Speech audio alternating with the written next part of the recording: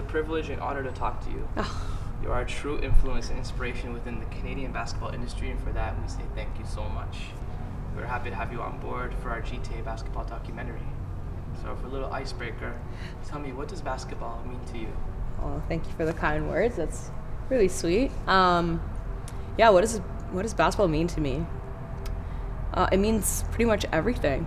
It means opportunity. It means like the sense of community. It has a lot of deep-rooted, even socio-cultural ties to my personal background, to my family, let alone to the broader sense of community. So basketball means everything in terms of like, it's more than just a sport. It can cross the lines into also identity as well. And even if you don't even directly work in basketball or play basketball anymore, just having that background of it in your life is pretty significant. Absolutely. May you elaborate on your family and basketball and how they connect growing up? Yeah, I mean, my dad played basketball. I have a twin sister who's currently playing professional basketball in Sweden. She played basketball all throughout the NCAA. Obviously, I played basketball. My aunt, she played basketball. She was one of the first women to, be in that time when the WNBA was emerging. She's one of the first Canadians that had like a tryout or a workout with some of the teams there. And she played, this is like at the end of her career, because she already played like a whole thing overseas. I had another aunt that played professional basketball overseas too. So it like completely ingrained in my family between Canada and Europe and a little bit in the States. Yeah, thanks. That's so cool. What makes basketball unique compared to any other sport around the world? Yeah, basketball is unique because in comparison to any other sport in the world, it has a culture that perpetuates beyond the sport. There's cultures within every sport. Like baseball has a culture, hockey has a culture. All cultures have good and bad qualities.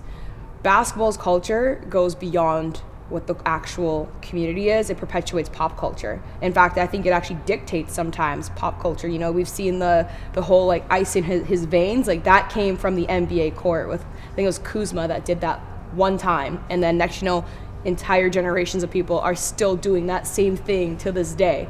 So I think, and like it means sneaker culture. It means fashion. It means music. How many rappers rap about basketball? Singers, everything, right? It perpetuates far beyond just playing a game. Like you said, it perpetuates far beyond the spectrum, and it influences a culture and a new generation after new generation after every decade. So I try to embody that. I truly appreciate your answer. And you touched a little bit on your family, so we'll get into your uprising. Being from Mississauga, what was the basketball culture like? Yeah, from Mississauga. Basketball was always interesting because like there were some big names that came out of Mississauga, but like actually growing up within the systems, to be honest, I had to leave Mississauga in order to pursue basketball at a more serious level. So I actually ended up playing high school in Brampton, where this is before the prep school scene, this is before anything. We had to come together and like kind of take the strongest talents of the region and create one high school team that's going to be pretty dominant in that sense. And like basketball was a part of that. But if I think about like Mississauga scenes in particular, especially on the women's basketball side, it wasn't super strong. There was one school, Father Gates, that had a really good basketball team, but otherwise, they didn't have great rep teams in terms of like the highest talent always available. On the men's side, I think about like the Nick Stauskas or the Andrew Nicholsons. They also left Mississauga to perpetuate like their basketball career elsewhere. We all still rep Mississauga, that's for sure. We love Mississauga, but the actual structures and grassroots systems weren't as strong within the actual city itself. Absolutely, and a lot has developed, a lot has transitioned. The evolution of basketball is strong, and from when you were a child and as you are an adult now, from then to now, can you explain how much the game of basketball has grown within the GTA? Within the GTA as a whole, it has like grown is an understatement. Like it has like taken off completely. When I think about like just the amount of talent that has just come out of Scarborough, Brampton, Saga, like all those regions collectively, it makes up, I think, like a good majority of the NBA. Of course, you could talk about the broader scope of how much Montreal talent. There's also a few Vancouver names, but a lot of even the Vancouver names and Montreal names, they've come to the GTA, or just outside the GTA, if you want to talk like Orangeville Prep or something like that. Or even Jamal Murray in the case of like Kitchener, Waterloo, they all go to the GTA to like refine their game, because that's where a lot of the top coaches are located too. I know for like myself and like the women's basketball scene on that side, there was like two options when I was growing up really. It was you play on this AAU team called A Game, which is based in Toronto, or you play on the Team Ontario, which oftentimes also trained out of Toronto. So either way, like you're centered in the heart of the city. Well, there's a lot of new organizations that have developed and created a gateway for the new generation for more opportunities in the future. You never know, to go overseas or to play abroad in the U.S. or even stay in Canada and transition from there to make a career. Absolutely.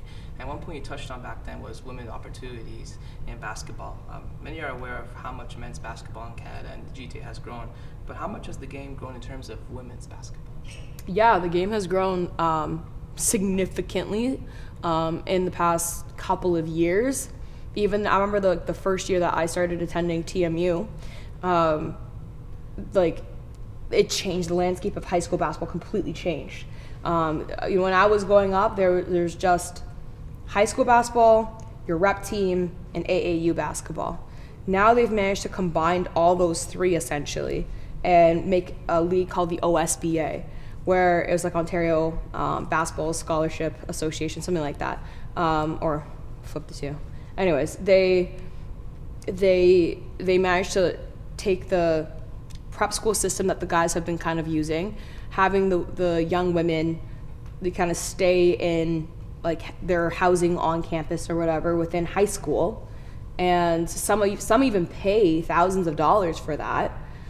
But the perk, I guess, the benefit is that you stay with the same group for your entire year, as long as you want to be a part of it, I guess. And you still travel to the States with that group. So you could still take a high school team and face top American high school teams instead of having to switch to 3 different teams. I think there is still an option of playing for an OSBA team and then also playing for an outside AAU team, which I think a number of kids have still done that. But just to know that you have more options of how to pursue it. Now there's multiple teams available. Like I said before, it was like there's 2, if you wanted to be serious, there's only 2 serious teams. If now it's like there's like 5 serious teams, and you could be a star player on any one of those and start getting like a lot more attention and looks. Yeah, absolutely. And like you said, within the last 10 years, the amount of prep schools in Ontario has increased drastically. Name 2 prime examples. What are your thoughts on the development in the high school scene? Do you think it's going to continue to grow? Yeah, I mean, this is just like the start of it. And the way that basketball in general is like just trending in Canada, like you have to think of like, just the talent from the Carter effect alone, right? Like that kind of brought up the Wiggins generation, because Wiggins saw Carter play, got inspired, and now we're having more and more and more Canadian talent in the NBA. We saw our first ever Canadian drafted to the Raptors, Delano Banton, this past year. He's from Rexdale. How much is that going to inspire kids from Rexdale? Already Wiggins has inspired kids from Vaughan. So, it's almost like when you pick a white hair out of your head, like 3 more grow. So if you have one NBA player from one region of a city, you might have 3 more that gets inspired by that and actually goes all the way. So the more talent you see make it, the more the path is blazed, the more that path is also beaten into the road, that it's easier for the others to follow along. So it's just inevitably you're going to have more Canadians. It's truly a chain effect. Once that person takes that big leap and gets into the league, it influences a whole nation or a new generation of basketball players to do the same. Absolutely. Yeah. And, during the years around the game, you have known people that were skilled and talented enough to pursue a basketball career, but didn't have the opportunities. Can you think of any examples? Yeah, I mean, I've seen a number, and I think if you also go to like the Scarborough days, and I think this has happened more, especially before social media. where talent would just be lost in the mix. Like, they could have been to the NBA, they could have been a WNBA player, but they didn't get scouted because scouts didn't even know they existed, because this is the 90s or this is the 80s, and like a lot of times American scouts weren't even looking at Canada, thinking that Canada is this barren place that nobody plays basketball, they don't even know what that sport is, even though a Canadian invented it. And but now with with the emerging talent coming out consistently, they know that that's actually a hotbed, like that's a resource to go to. So there definitely has been cases where people have kind of like fallen off the radar. Like I even think about the WNBA, it came too late for so many women. A lot of women whose careers and dominant, this is both in the States and in Canada on a more broader scope, but like Canada specifically, there's a lot of amazing, talented women that should have played in the league if it was even around back in the 90s, because the league came like late 90s. And then on the men's side, I hear nothing but these amazing stories of how strong GTA basketball was, how Oakwood Oakwood was, and just like the battles there. And so like, yeah, it's unfortunate that like, the technology didn't exist, social media didn't exist, hype stuff didn't exist. And more so like my own career, which like, I guess like the prime of that through high school to university and stuff would have been through the 2010s. I've seen women that definitely should have like taken the next step to go to the States, or could potentially have been to the States or been to Canada, and they should have played pro after. But yeah, sometimes the systems of support aren't always there. And I think now, especially as a society, we're growing past the systems of just sport alone, and also going into like a bit more of a sport psychology realm, and like actually prioritizing mental health, which has also opened doors for people to get better help as they're pursuing their career, because sometimes that actually plays a role into why people don't move forward or progress. I really hope sports organizations create more job opportunities for female, not only athletes but also in the industry, to advance that movement. I think you're a true prime example and a great representation for Canada, so we thank you for that. Oh, no problem, thanks. You have accredited Sage Steele as an inspiration to why you pursued a career in sports media. Can you describe how important representation is for the youth? Yeah, representation is so important. There's so many incredible Black women in my industry that kind of like that I first got to see on TV. It actually wasn't a thing in Canada, period. Like there was no Black women covering much sports at all in Canada. It just didn't exist. I didn't see myself on TV. But if I look to the States, I watch American broadcasts like the ESPNs, the NBA TVs, NBCs. You'd see, oh, who's that? Oh, I didn't even know that woman, she looks like me. She has my hair. She has my eyes. I didn't think this was even an opportunity for me. I didn't even know that was a career path. I mean, I was like 16 years old when I was like actually cognizantly like taking note, maybe even subconsciously, when I was watching NBA games. I've always watched NBA games, but I didn't take in just like what the sideline reporter looked like. And so when I finally saw a sideline reporter that looked like me, I was like, I didn't know that I could stay within basketball, tell stories, and still and make a career out of it. That's cool. And so yeah, representation literally means everything, because I'm happy to be in the space that I am. I do think that my path was 3 times harder than somebody who doesn't look like me. I also feel like it's just me and it's just Kayla personally, like that work right now in sport media, who are Black women working on TV, at least on the on-air side within the Raptors realm. And I hope that changes. I hope that grows, because look at what the athletes look like. I think media should be a reflection of what the athletes look like, because that's how you get the most accurate voices as well. And that's not to say that it can't be inclusive and everybody has a space, but it's interesting to see that like the dynamic between the two, how can you properly cover a whole society assuming that what their point of view is, unless you do a lot of background research and ask them questions and be real with them.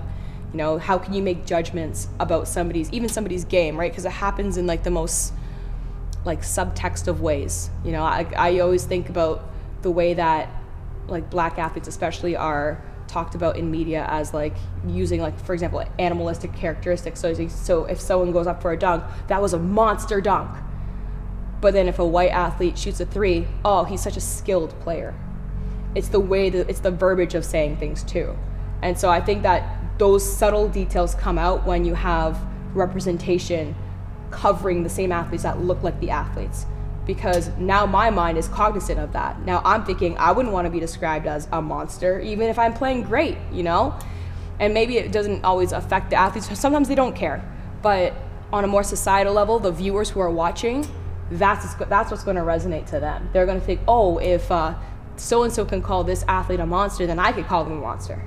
Even as a good thing. But then it perpetuates itself into this whole narrative off the court too. And that's where the difficulty is, and that's why representation matters when you see it on screen and on the court. Absolutely, and taking all these valuable lessons into account and learning, to change and pave the way for the youth and the younger generation of female athletes. What advice would you give to a young female athlete that wants to pursue a basketball career, even pursue a career in the industry? Yeah, a young female athlete that's currently pursuing a career in, we'll start with basketball.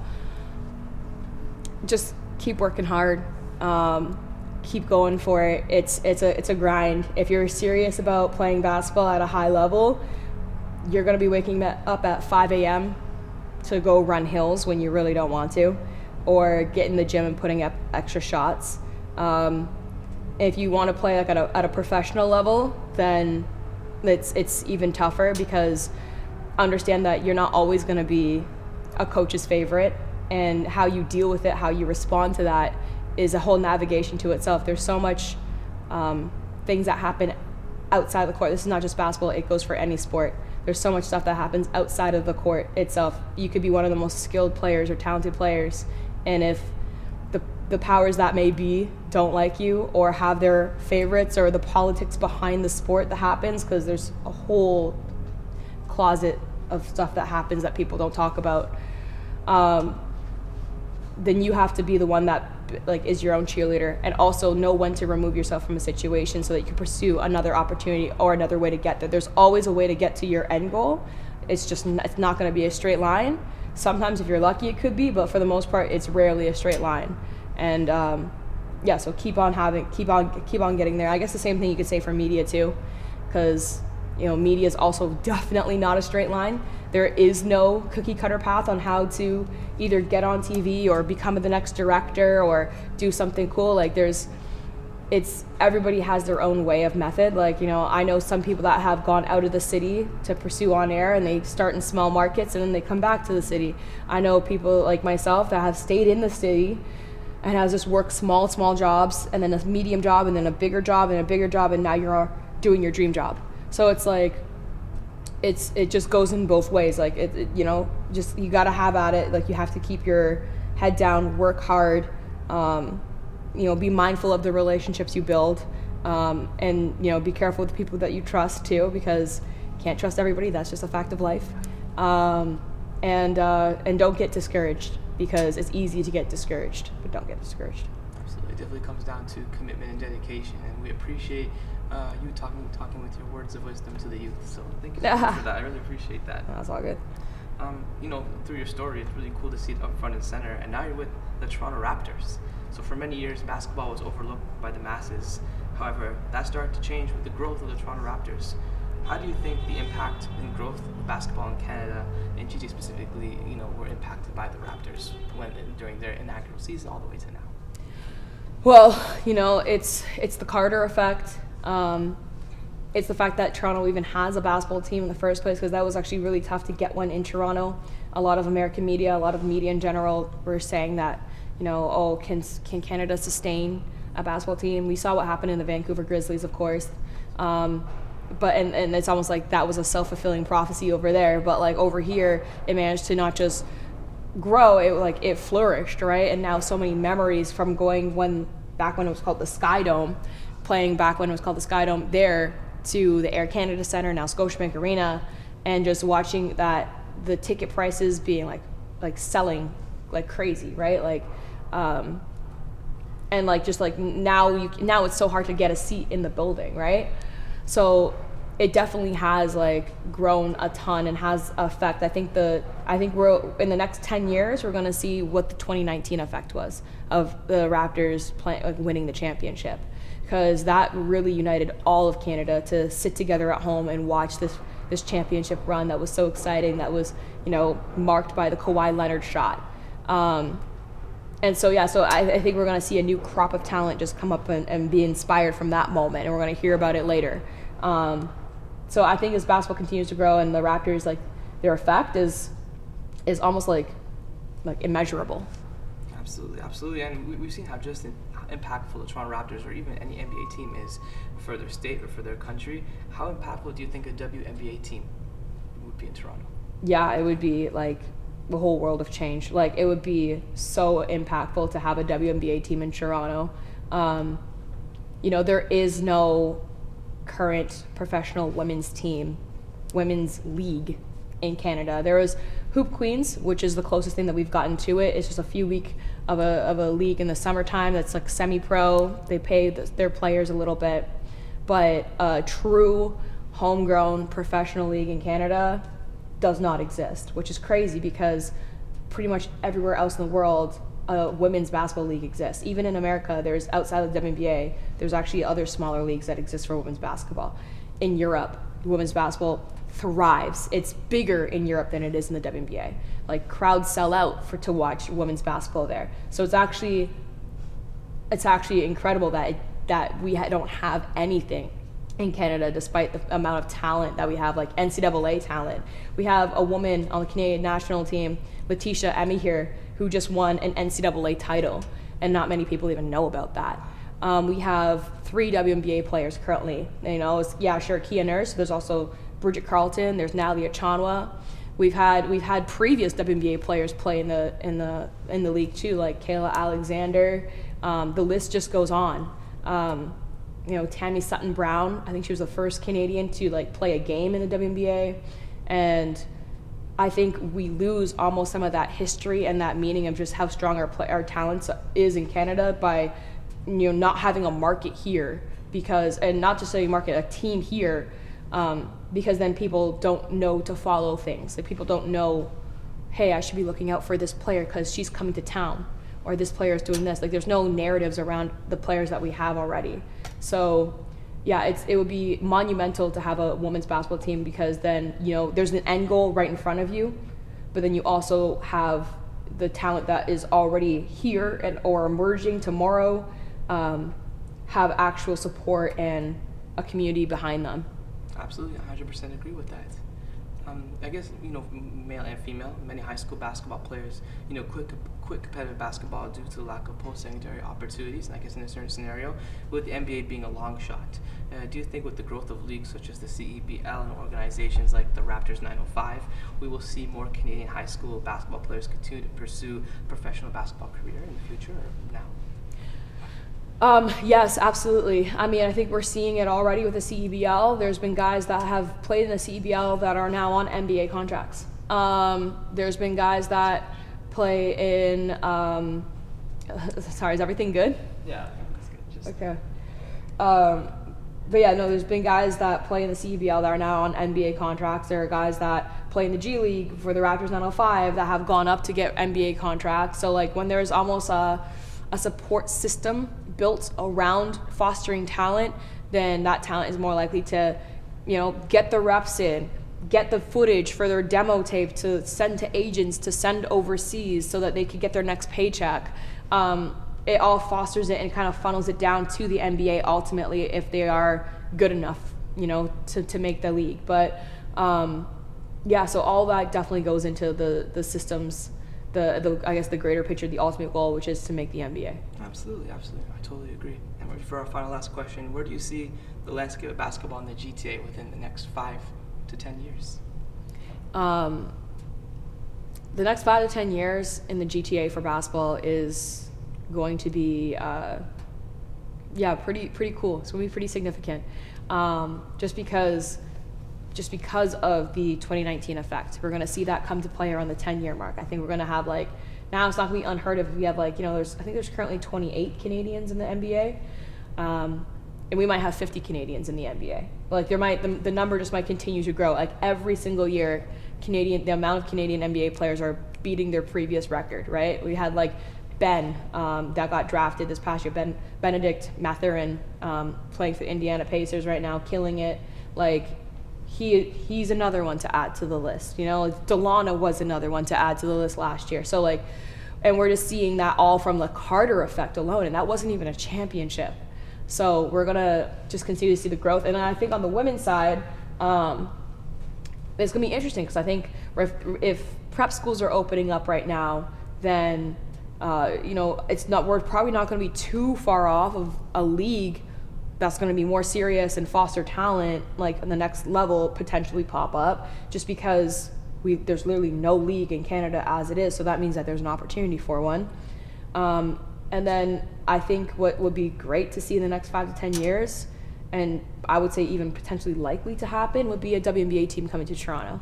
I would see it in at least 5 years, but it could take up to 10 years. But I think everybody who's done market research on Toronto has realized that the market's there to sustain a WNBA team. It's not about that right now. It's about like resources and feasibility and like more so like the actual practicalities of how we could place them for success. And so that's where it's heading for sure. I can't wait to see the evolution of basketball in the next 5 to 10 years on the women's and men's basketball landscape. So thank you for your insightful responses, and thank you for being here. We truly appreciate on behalf of our team Uprising. Thank you so much. No problem. Thank you. You guys are awesome. That's awesome. Sorry, I didn't mean to distract you guys. All good.